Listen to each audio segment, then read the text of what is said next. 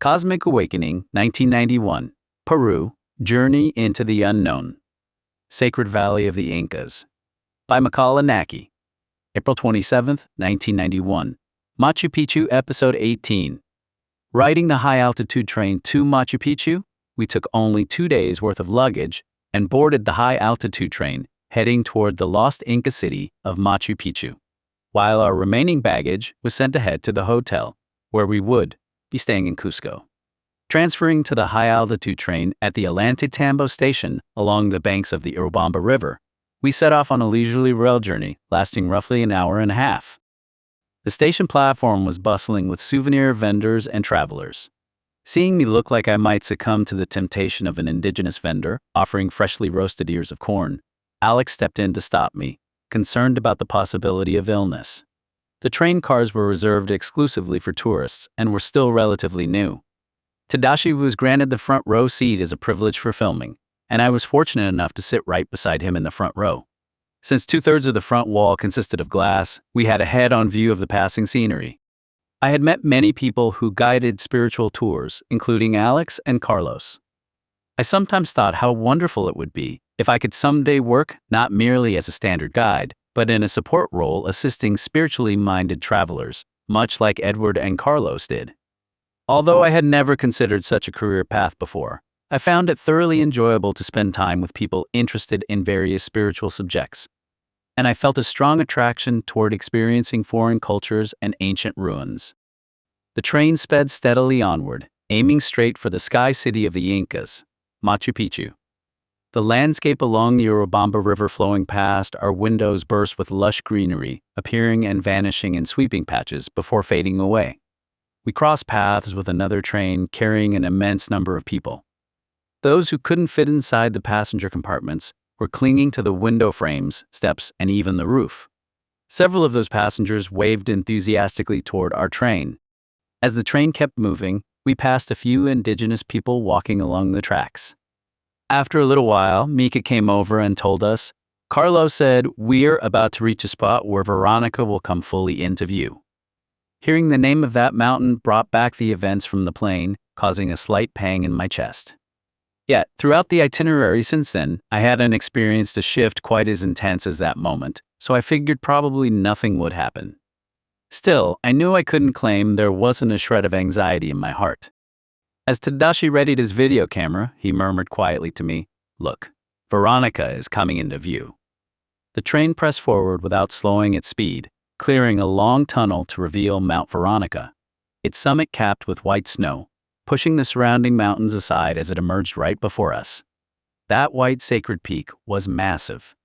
The sky was purely, endlessly blue. Bathed in the light of the boundless blue Urubamba sky, the shadows of Veronica appeared blue as well, while its slopes of pure white snow sparkled brilliantly. Blinded by the dazzling contrast of blue and white, I covered my face with both hands.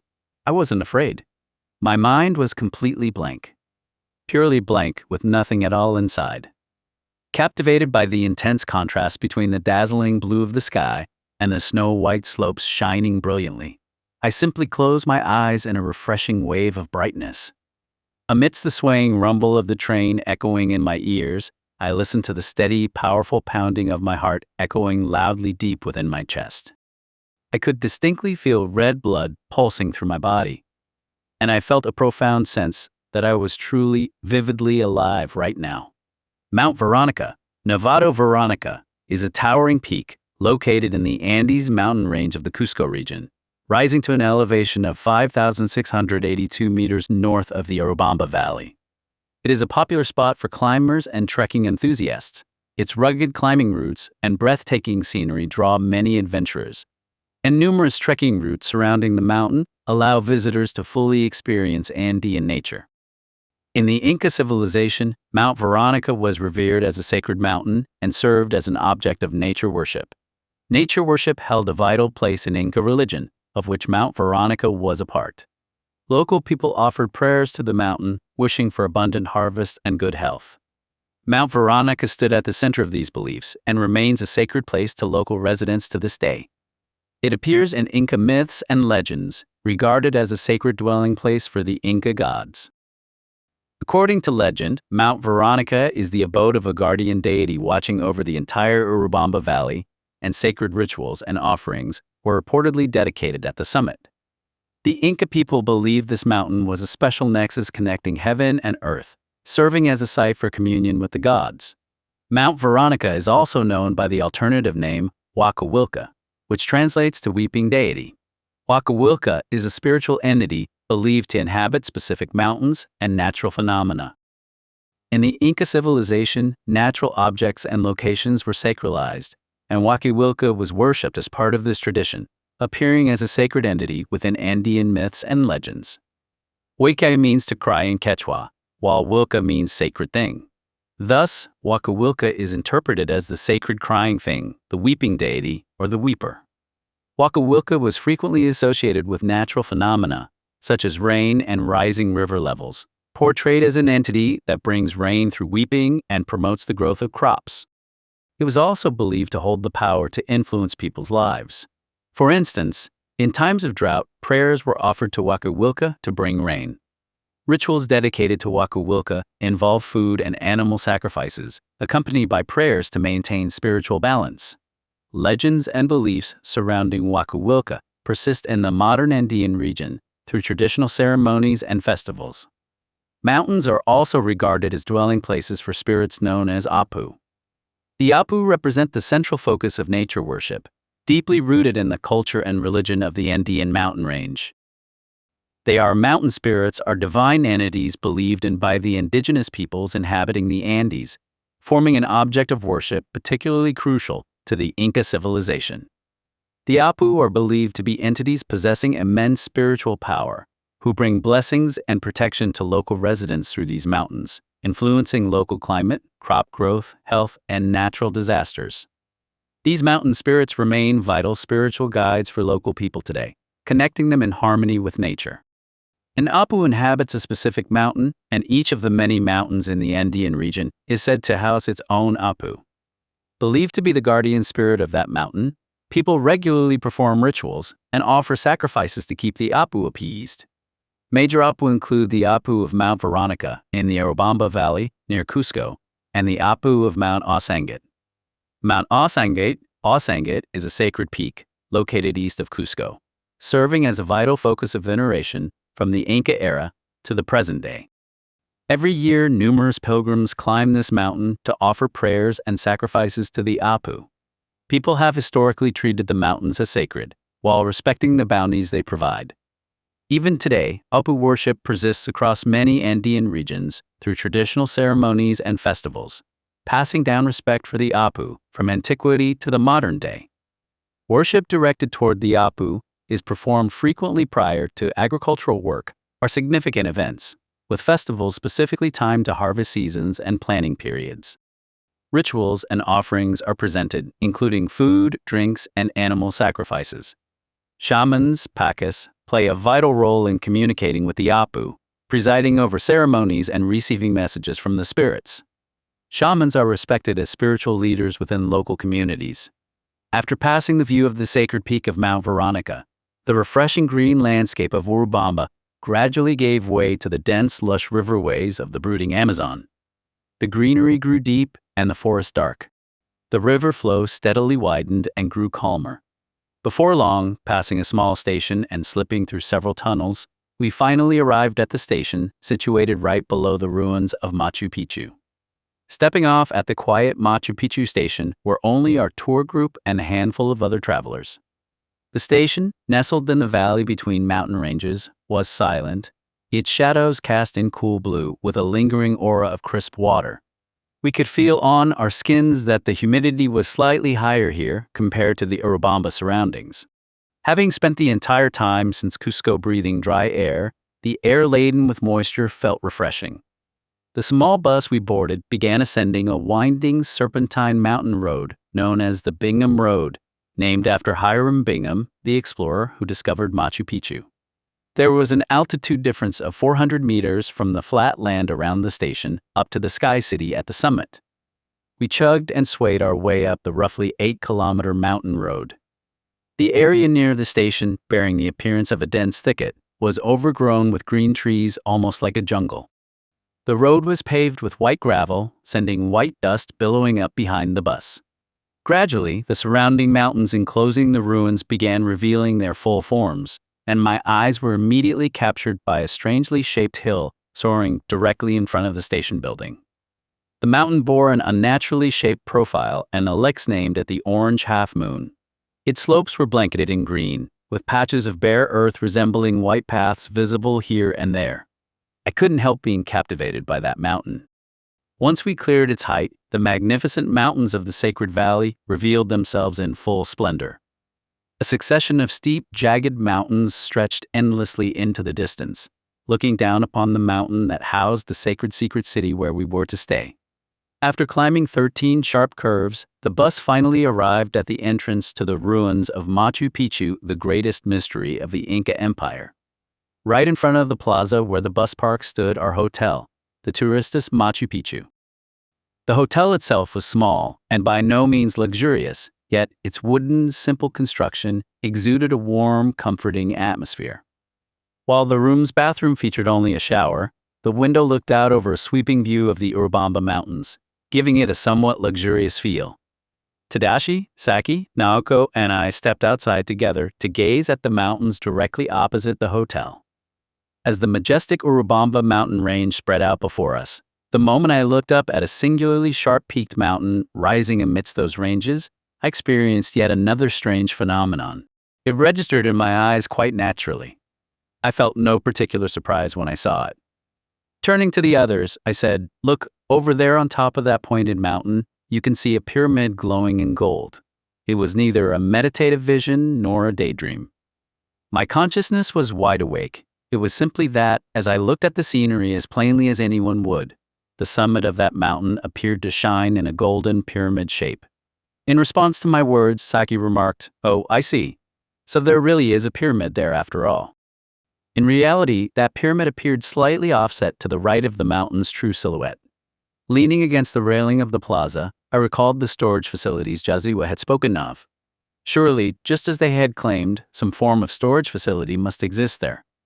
The breeze blowing from the Sacred Valley, covered in deep greenery that protects this ancient civilization's legacy for the future, carried a faint touch of moisture and felt wonderful. From that moment onward, without realizing it, I began to sense my own destiny marching steadily forward into a vague, unfolding future. Truthfully, I hadn't anticipated or even considered the various strange occurrences that had unfolded during this journey. Yet, I was beginning to understand that. Beyond the awareness of my conscious mind, I had walked my own proper path to arrive right here. For a fleeting moment, it felt slightly terrifying to watch a path in my life that I had never imagined suddenly open up wide before my eyes. Yet, it was equally certain that I felt myself growing increasingly free, with various burdens falling away from my inner self as I experienced a profound sense of liberation. We ate lunch at an outdoor restaurant built alongside the hotel. With the journey already halfway through, I had worried I might soon start craving Japanese food, but the lunch turned out to be delicious. After lunch, our entire group headed toward the ruins.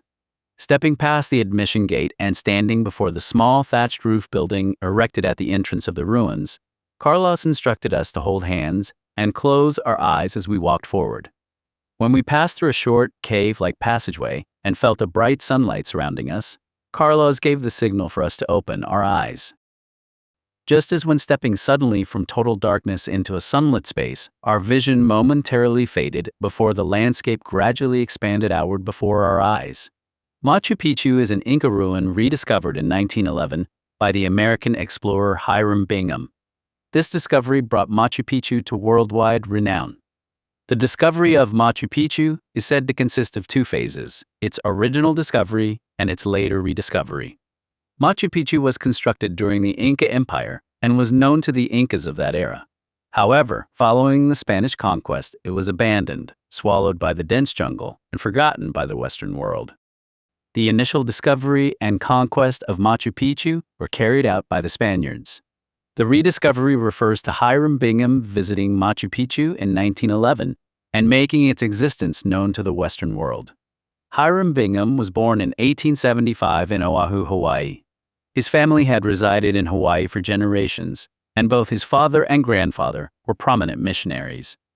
Active as a scholar, explorer, and politician, Hiram served as a professor of history at Yale University and harbored a strong interest in South American history and archaeology. He was keen to search for the lost cities of the Inca Empire, particularly the city of Vilcabamba, believed to have served as a hideout for Inca emperors fleeing the Spanish conquest. The Hawaii-born explorer first visited Peru in 1909. His purpose was to explore the Andes mountain range and study the history and ruins of the Inca Empire. Through this expedition, Bingham developed a deep interest in Inca ruins, specifically focusing on searching for the lost city of the Incas. He deepened his knowledge of Inca history and culture, laying the groundwork for subsequent explorations. The experience and knowledge gained from this expedition formed the foundation for the rediscovery of Machu Picchu in 1911. The 1911 expedition to Machu Picchu and Vilcabamba was conducted with support from multiple institutions and organizations. Academic institutions, government bodies, and international cooperation played a crucial role, particularly in supporting archaeological surveys and excavation activities. The Peruvian government, specifically the Ministry of Culture, Ministerio de Cultura, officially supported the expedition. The government issued necessary permits and provided support to ensure smooth survey operations in the field. The Peruvian government dispatched local police and military forces to secure the safety of the expedition team, while universities and research institutions both inside and outside Peru, such as the National University of San Antonio Abad of Cusco, alongside other international universities, provided academic support, offering specialized expertise and assisting with the planning and execution of excavation work. International archaeologists and specialists joined the expedition, ensuring that excavation and survey work were carried out to a high standard through multidisciplinary expertise, while numerous volunteers and researchers reportedly participated voluntarily to support the effort. Financial backing was provided by international organizations and foundations, such as the National Geographic Society and other academic foundations, which supplied funds for purchasing survey equipment, covering excavation costs and defraying local living expenses. Bingham organized an expedition team comprising specialists, guides, and assistants. Local farmers and guides also joined his team to explore the rugged terrain of the Andes. In July 1911, Bingham and his expedition team departed Cusco, Peru, and proceeded along the Urubamba River. Receiving information from local residents that ancient ruins existed deep within the mountains, he aimed for the ruins with the assistance of a local guide. On July 24th, guided by local farmer Melchor Arriaga, Bingham climbed the rugged mountain trail and reached the ruins of Machu Picchu. Upon beholding the magnificent stone city blanketed in dense jungle, Bingham became convinced that this was the lost city of the Incas. Because he was also interested in Vilcabamba at the time, Bingham conducted searches and discovered a ruin named Espiritu Pampa during this expedition. He initially believed Espiritu Pampa to be Vilcabamba, though subsequent research confirmed that this site was indeed Vilcabamba. The artifacts and materials brought back from Machu Picchu were studied in detail at Yale University, resulting in numerous academic papers and exhibitions concerning Inca civilization. Yale University preserved these artifacts and provided the foundation for subsequent research. Supported by Yale University and the National Geographic Society, their significance was widely disseminated. In 1912, backed by Yale University and the National Geographic Society, Bingham visited Machu Picchu once more. Detailed surveys and excavations yielded numerous discoveries. This visit laid the foundation for academic research on Machu Picchu, bringing many structures to light. Concurrently, he conducted further investigations into Vilcabamba, with his team thoroughly surveying the ruins of Espiritu Pampa and documenting its structures and artifacts. Between 1914 and 1915, Bingham visited Machu Picchu yet again to conduct further surveys and excavations. During this third expedition, detailed mapping to capture the overall layout of Machu Picchu and structural surveys of the buildings were carried out, alongside continued investigations into the ruins of Vilcabamba. The history and discovery of Machu Picchu were described in detail in his book, The Lost City of the Incas, and his discoveries became known worldwide through the pages of National Geographic magazine. Machu Picchu is believed to have been built by the Inca Emperor Pachacuti Inca Yupanqui. Pachacuti was the ninth emperor of the Inca Empire, reigning from 1438 to 1471. In Japan, the same era fell under the rule of the Muromachi shogunate, marked by the Anin War and the transition into the Sengoku period. While Europe witnessed historical turning points, such as the end of the Hundred Years' War, the fall of the Byzantine Empire, and the beginning of the Renaissance, Inca Emperor Pachacuti is regarded as the figure who forged the golden age of Inca civilization, a great emperor who contributed immensely to the rapid expansion, development, and internal reform of the Inca Empire. He is widely recognized as the founder of the Inca Empire, serving as a symbolic figure in Inca history and culture. His reign brought groundbreaking progress across numerous fields, including territorial expansion, administrative reform, infrastructure development, and architecture and urban planning. Born the son of Inca Emperor Viracocha, Pachacuti's birth name was Qc Yupanqui. The name Pachacuti means he who transforms the earth or world changer. When invaded by the Chenca tribe in 1436, his father Viracocha and brother Urco fled, but Pachacuti defended Cusco and successfully repelled the Chencas. This victory won him the support of the people of Cusco, leading to his formal accession as Inca Emperor. Through active military campaigns, Pachacuti dramatically expanded the territory of the Inca Empire. Under his reign, the empire extended into parts of modern-day Peru, Bolivia, Ecuador, Chile, and Argentina. To streamline imperial governance, he carried out administrative reforms, dividing the empire into 4 ciudades, regions, and appointing a governor over each. This centralization facilitated the rule and administration of the empire. He established Quechua as the official language, striving for unification across the entire empire. For infrastructure development, he advanced the construction of road networks and bridges, improving transportation and communication within the empire. Notably, the famous Inca road system, Copac and Tilde-an, made military operations and trade efficient. Architecture and urban planning during his reign yielded numerous magnificent structures, prominent examples being the rebuilding of Cusco and the construction of Machu Picchu. These buildings symbolize Inca technology and aesthetics, serving as religious and political centers. Pachacuti strengthened Inca religion and culture, establishing a belief system centered on the worship of Inti, the sun god.